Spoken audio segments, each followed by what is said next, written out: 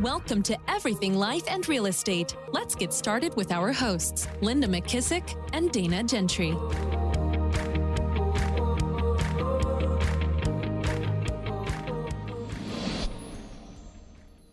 Hi, everyone. Welcome to Everything Life and Real Estate. I'm Linda McKissick. And I'm Dana Gentry.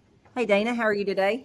I'm good, and we're together, which never happens. Never happens. And if you can see us and you're on video, you can actually see that we almost wore the exact same jacket. We're twinning today. So we're going to call it matching day, but no one else got the memo. That's right. That's right. So super excited today. Today we have a guest. Super excited about this guest because Shannon happens to be my partner in a new venture that we're working on together that's all about leverage. So Shannon's here today and going to talk to us about leverage. So welcome, Shannon Dager. And she's our friend. Yes. Yeah, I'm excited to see you both. She's our friend. I feel like it's a reunion. Everybody is our That's friend, true. Anybody who's a guest on our podcast is always our friend first. True. That's true, but I do feel like it's a little reunion. I know, me too. It's really exciting to be here. So thank you for inviting me. I'm excited about our conversation. So you guys have also started another podcast talking about leverage. So share a little bit about that for our listeners that don't know. Yeah. So Linda and I have started a podcast. We're about to release our 4th episode. So where we talk all things leverage, from onboarding to fierce conversations to finding your unique abilities to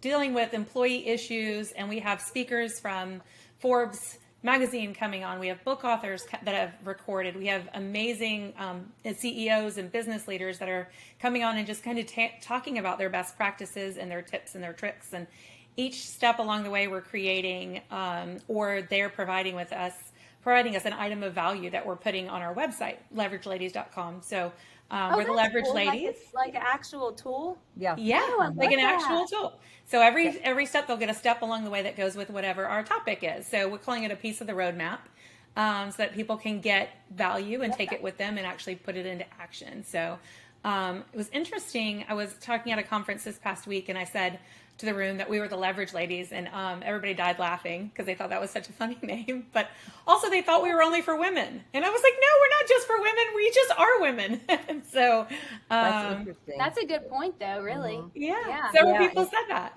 So we have guests that are men and women. Yeah, but it's interesting because as Dana knows, I'm actually working through a program called Brand Builders, yeah. And they make you go through these very painful activities and really narrow your person, even down to you give them a name. Give them a name. And so my 2 avatars are Pam and Dana because I want to attract more Danas because she's a consumer like me. And Pam, because through the methodology and the tools, we really changed her life. And that's so exciting and so fun. And that's what you want to do more of. But it's funny that you say that because we are a little bit afraid that you're going to narrow your niche so much. We should have Heather say that. How do you say that word? Niche. Okay, niche. That's definitely Southern. No, I think it's niche. How do you? I say niche, but one. I've heard niche. Yeah. So, Niche. Oh, tomato, niche. tomato. I say niche. Now we're really. Well, it depends on what part of the country you're from. If you're Southern, it's definitely going to be niche. And if you're, and you probably say, how's your mama and them also. Yeah. And then the other one is niche if you're probably a little more sophisticated. If you're sophisticated. Yeah, sophisticated. So the point of the story is, though, you are supposed to kind of narrow it down even to a person, and it doesn't exclude the other people. It's just kind of that's who you have noticed. That's your who. Is your avatar. So anyway.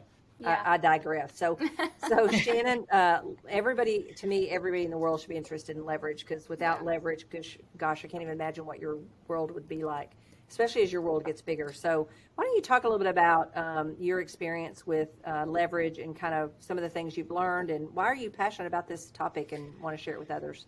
Oh boy. So I think I found my way to leverage by accident, just because my life became chaos. Because I'm one of those people who I love any challenge, right? Like, so if you say, let's do this, I'm like, okay, let's do it. And I don't have to know how to do it. I just want to do it. And so I'll go learn it, I'll go start it, I'll go do it. And I'm not scared to fail along the way. And you just learn from it, get better. So I think along the way, I just picked up a lot of things and was juggling so many balls and just trying to keep them in the air. And we talked about this on the podcast a little bit too, is, I was raising 3 kids, and I had, by luck and by hard work, started a successful business. And, my kids were coming in on my hips and playing in the background every day. And so I had to figure out a way to, as they got older and they had schedules that they wanted to still be able to maintain a secure office and business continuity for my employees, while also providing my children with the world that I wanted them to have, which was a present parent, right? And so that's when I got started in leverage. I don't know that it's where I really knew it was my passion. I think I found my passion in training and learning when we hit 2008 and we had a really big economic crisis and my business became challenged. And I had to go back into the corporate world and allow my business to run itself, which was construction at the time. And in 2008, it's just like the real estate world, construction is hit the same way. What's that? That was a hard time for construction, for sure. It was a terrible time. And we went as a family, 6 months without taking a paycheck. Still had a mortgage. We had 3 kids in private schools, huge health insurance because we were a small business. And so I went back into corporate America and found kind of a need where I was for learning human resources. And with that, I said, you know what? I'm going to go back to school and I'm going to get certified in it because it gives my family more opportunities. And so I think that's really where I discovered, wait, this is something I've been doing and it's something that I'm good at. And also, I can really pay it forward through this knowledge. And so I've had just so many opportunities working with you, working with Keller Williams, to just kind of dive in and explore that and to pay it forward and to see people grow their teams and to improve upon their teams and to understand, best practices with leverage and how to hire and how to train and when to hire, and all of those key things are just really exciting for me, because I think as entrepreneurs, we have the ability to create the life that we desire. And if we do it on really solid principles, it makes all the difference in the world. And so doing it right is super important. And that gives us that multi-generational business that we can have forever. So that's my passion. Awesome.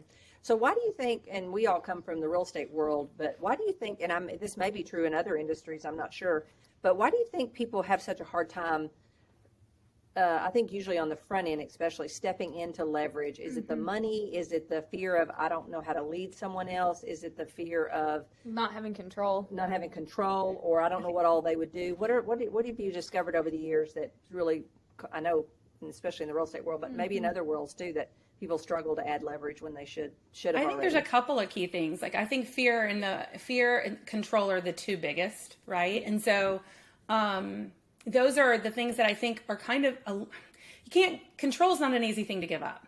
And so, but you can gain the ability of somebody to give up control when they believe in the talent that they have. They can believe in the talent that they have through time and practice, and when they have great organizational skills and practices behind it. So I think that's probably the thing that I would say is that the key to success is the operation setup from the beginning. Setting up a key path, setting up expectations, having an onboarding manual, having an operations manual. Those are the things that if you know that your talent has a plan to follow and has set expectations for communication and what that looks like, it allows you, as the control-minded business people that we are, because that's typically what we are. These are our babies that we're raising, right, in our businesses. And it's just like handing over your child to somebody else. And it truly feels that way when you give it up for the first time. Like you're giving your baby to somebody. And so when you do that, you feel better when you've outlined the emergency numbers, right? Just like when you have a babysitter, you outline the emergency numbers, and here's the doctor's office, and here's where I'll be, and here's how to contact me. The same thing happens when you're handing off your business to somebody. Here's the expectations. Here's what I need done every day. Here's the communication I need. And so I think that allows us to give up some of that control. You do have the fear of money, of course, because it's any salary, when you look at it on an annual basis, is very, very daunting. But the reality is, if you can have conversations with a business owner through the logic of salary should not be looked at on an annual basis, right? You should be recouping that salary pretty quickly. And if you're not, then it's time to think about making a change. So my mind is, I think the three things that keep people from really moving forward is fear of letting go, the money factor, and that's pretty achievable to have that conversation and weigh out what the metrics are to start recouping. And then just having a proper operations manual, and they don't know really what to give somebody. So when they first start, they're like, I don't even know if I have enough. I don't know what to give them. I don't know. And so we work through processes to try to identify those things and write out job descriptions and one sheets in the best way possible. But I think those are kind of the three things that I see keeping people from getting started or from being successful. Yeah, and Dan Sullivan says that people don't like to delegate because delegation is actually you giving something to someone that you're better at than they are. And instead, if we change our view and we know we're hiring someone that's better at that task than we are, then that's different than what we feel like delegation is. And I thought that was a great way to look at it is if I know I'm handing it off to someone who's way better at it, it feels a whole lot easier to do. And I think that the people we hire should be lifting us up. They should be better at whatever they are, right? And you're the one, Linda, I think you said to me, I began to start thinking about hiring leverage because I suck at everything. Yeah. That still makes me laugh because I can so relate to it. Because I mean, I think most people who start a small business feel that way. They're like, am I lucky? Am I just good at talking to people? Because I kind of suck at everything. What is my passion? What am I great at? What is my gift? And we don't really know, but obviously there are gifts there, right? But we can identify it in somebody else easier than ourselves, and we feel like we suck. I always remember too, one time I heard Gary say, if the person that you hired isn't ripping tasks out of your hand in the beginning, then you hired the wrong person. And there's no better feeling too when you hire somebody and like they're pulling things from you that like you don't even know that you needed to get rid of, and then you're like, oh, this is great. It's so freeing, and that's how they build that trust, right? Like when you get somebody who can take the initiative to just take what you have and take it to the next level. That's really, really cool. And that's the best. I mean, that's the sign of a good leader, I think people are scared of somebody, they job protect, If somebody comes in and they're better than me, it means I'm not great. No, it actually means you're a good leader, that you figured out you needed somebody who's better than you. Yeah, that's huge. Yeah, it is huge. It is. And I think people who are really good at a lot of the, especially like administrative tasks, I think they're kind of at a disadvantage because they are good at it. They think no one else can do it as good as they can. And I've had a lot of people where they just, the reason they want to do everything is because they're actually pretty good at a lot of that administrative stuff. Yeah. So you're almost at an advantage if you can't do that stuff because you kind of don't have any choice. Right. I really don't have any choice. If I need an Excel sheet, I got to find somebody. Yeah. There's just certain things that I could want to do all day long, but that's just not going to happen. Last week or a week before, I can't remember because time goes so fast, but I was speaking at a conference for Monica Reynolds, who has the Perfect Assistant program, which we probably should have her on our podcast, Shannon. That course, the manual was so big. It's called the Millionaire Real Estate Operations Manual. I heard great things from that, by the way. I have heard nothing but amazing things about that class. I mean, the manual was probably 600 or 900 pages. Did Monica do it? Monica, and then Monica Kelp, and then the heads operations persons for Dan Holt and Jen right. Davis Yeah. It was phenomenal, and the manual they gave away was, I'm like, oh my gosh, you got to charge $10,000 for that, because it took me 12 years and I don't know how much money to ever get a manual like that, and then they still sent things to you via email later that wasn't in the manual. So it was like, but the point of that is I looked through some of that stuff, and I thank God I had my projects manager next to me, and I'm like, this is all great stuff. Can you make sure that we get all of these things? Because I think, how many people have I hired that I've had none of this stuff? And it makes a difference, because great people that are systems followers, they love good systems, and I said, well, this is great stuff. Can you put this in not place everybody's for an us? implementer though, right? Like you're smart enough to know, like, and how many classes, like in the beginning, I used to go to these classes all the time, like these big manuals, and behind me there's a drawer full of them. I kept them all. I know you do too, Dana, because we pull them out before together. And sometimes I get multiple copies, so I can write in one and keep the other for that emergency, whatever I'm going to need it. And I mean, how many times do we get it? And we only implement like 2%, right, of whatever we do. So having leverage that you're like, what you did, like, I'm going to take the class and I'm going to learn it, but I'm going to give it to you to implement and you to like organize. Well, and taking them with you. Yeah, and taking them with you is the big key that I've learned over the years. And I sat there a little bit overwhelmed, to be honest with you, to think about all the stuff. And she sat there giddy, like, oh my God, look what I was so excited. She was so excited. And I'm sitting there a little bit overwhelmed thinking, oh my God, this is a lot. It was too different. Oh my gosh. This is too different. Oh my gosh. I'm like, oh my gosh. And she's like, oh my God. Gosh, this is great. I'm going to do so many wonderful things. And you're like, oh, Lord, that's a lot. Yeah. Shannon, I want to go back really fast to one of the first things that you said, which was that you love leverage because you're not scared to fail along the way. And so many people that I talk to, especially top producers and entrepreneurs, I feel like are so scared of failing that they won't make a move. Will you make a move, like they won't do anything. They're paralyzed because they don't want to fail.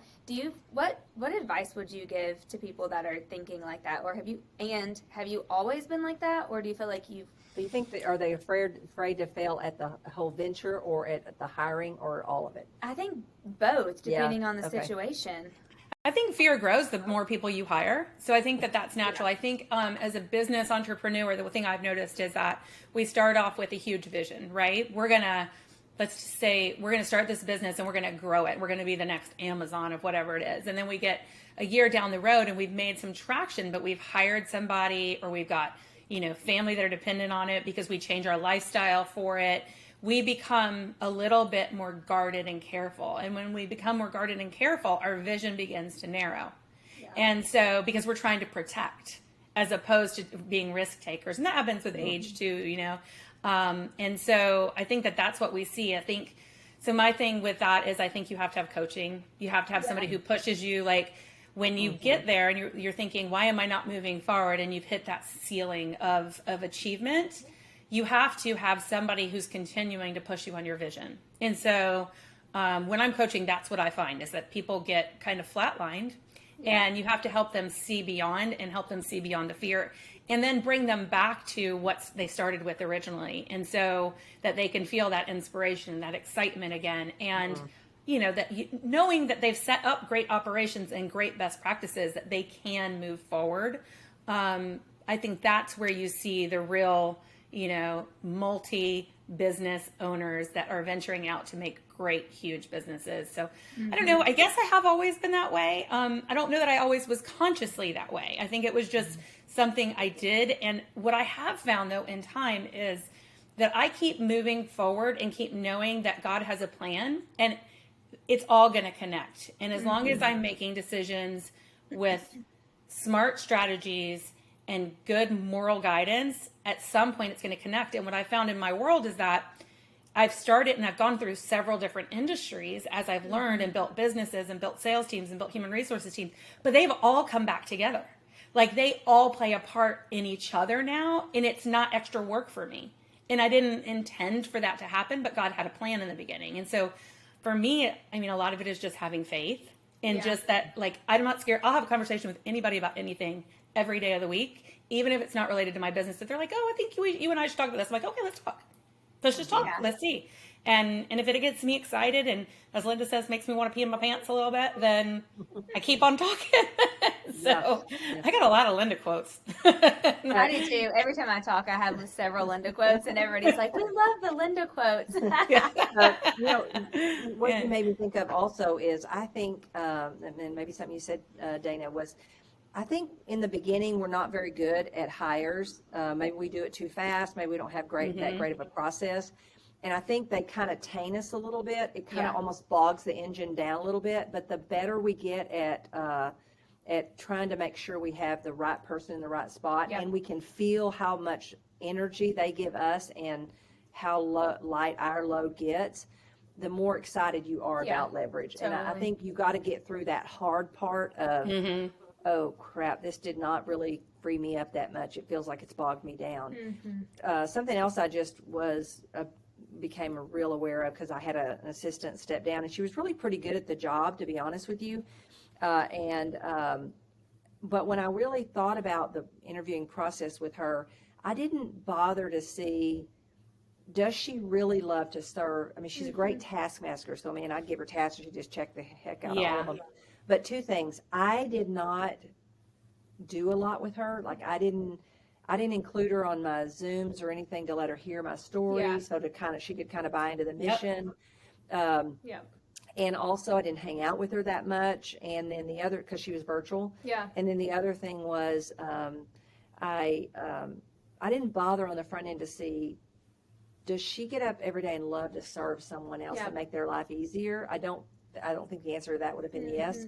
So I was really putting her in a role that she was good at most of the tasks, but not really, that wasn't where her heart was. So everybody. Which equals longevity. Yeah, which equals longevity. So every wrong hire I've made, I've learned something along the way, and I've got a lot. I would rather somebody want to be there, and I would rather somebody want to be there and want to serve in that role than be great at the tasks.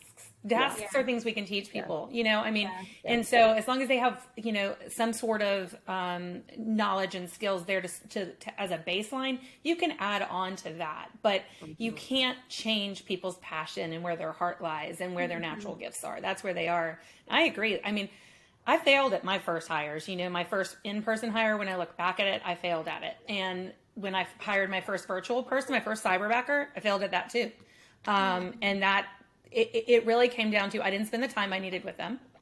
And because I was so happy to have somebody to take some things off my plate that I was just like, here, go. You know how to do it. You told me you know how to do it. Your resume showed you knew how to do it. Take it. And then I moved on, and they weren't truly feeling as a part of my team. And they weren't seeing me as the leader that I should be leading them through. And so I think setting those expectations and having that onboarding experience, whether in office or virtual, is honestly so important. And you have to be a leader that leads your team. And if you think that you're just going to hire them and put them in place, you know, there are a few people who will succeed that way, but even they're going to have a harder time at it. So if you can give them the time in the beginning, it's going to pay off in the end. Which means you better make sure there's somebody you like spending time with. I'm more of an introvert, so that puts a pretty high bar for me, to be honest with you. But that's the one thing I got out of Monica's class a couple weeks ago was you're doing them an injustice if you don't spend the time with them. And so you better on the front end say, could I spend some time with this person and enjoy it? And if the answer is no to that, don't even bother to put them in the role, because number one, it won't last. You'll spend all this time training and getting them up to speed, and then it's gonna fizzle or not work out anyway. You said one thing, and then I know we got to wrap up, and I want you guys to talk about Cyberback. Did you text? I texted. I did too. Back okay. But one thing I was just thinking about when you said that is sometimes I think in the beginning too, people have to give themselves permission to even have leverage, because I feel like they're like, I don't need anybody to clean my house. I can clean my own house. I don't need anybody to make my calls. I can make, you know what I mean? And then it's like, once you are like, okay, I'm going to give myself the freedom to be able to leverage and know that that's a positive thing, not like a I can't do it all thing. And, you know, and then it's like, okay, then you want to leverage everything. Then you're like, forget it. I'll never clean my house again. I'll never mow my grass again. I'll never do anything again. That reminds me of something funny that happened. That reminds me of something funny that happened the other day is, I'm making the bed at Preston Anna's house. I make a terrible bed. Okay. It's another thing I'm not good at.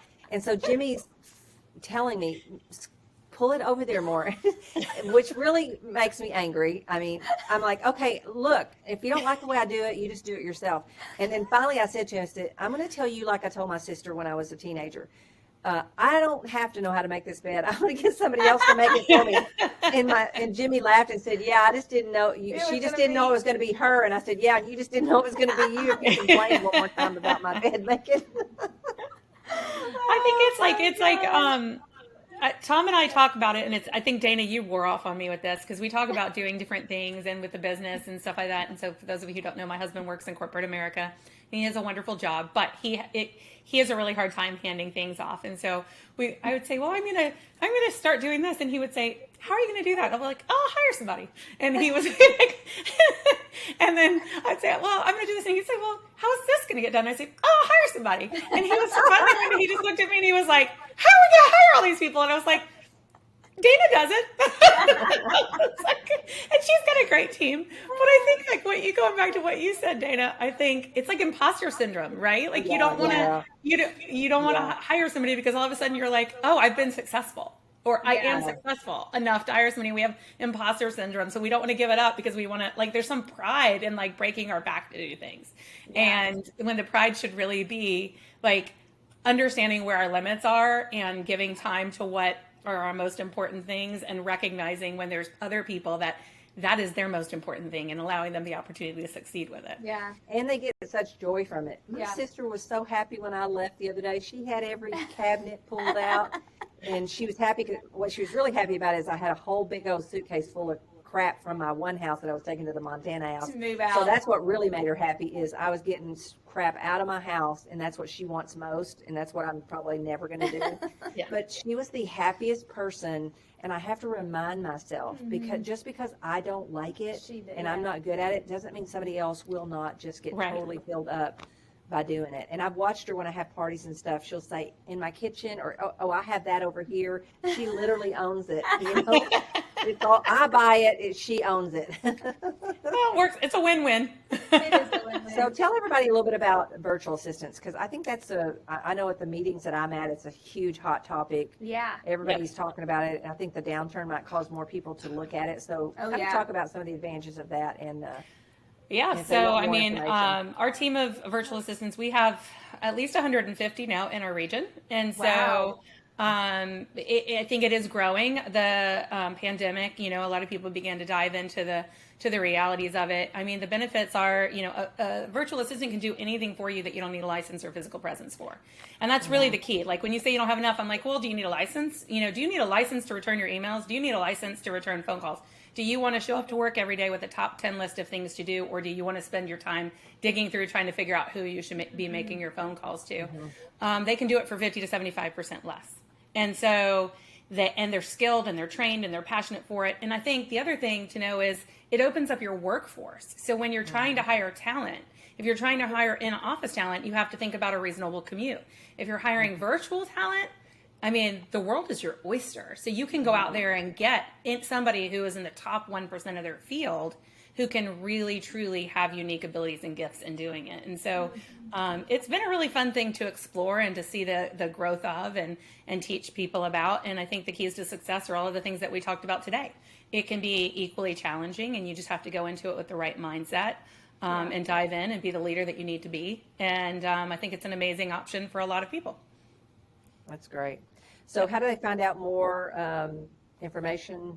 How do they contact you, find you? And are you doing any trainings or anything they can hop on if they want to learn more? That's a good idea. So we do about 300 trainings a month that the virtual assistants can take. So they are trained in any and every system that they want. We put out a list every month, Cyberbackers does, about 300 different trainings.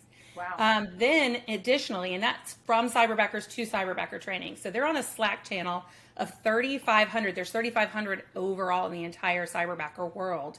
They're on a Slack channel. So if you're doing something and let's say I'm, you know, having you respond to my email and it just is overwhelming because I have 16 email addresses, you can go on your Slack email and say to other Cyberbackers, how are your CEOs doing this? And they can say, oh, we utilize this technology or this tool to make it more efficient. So that's a really cool process. But we also just came up with something this past week where franchise owners all over the world are now doing training every single month. So you're getting your CEOs that are actually doing the training. And so we just put out a schedule for that this week. And so that's going to be really exciting to see all of these great minds that have been diving into the Cyberbacker franchise world all over the country coming in. They're not, instead of just hiring Cyberbackers to teach, the CEOs are actually teaching about how they have actually had success with it. So that's a really fun option.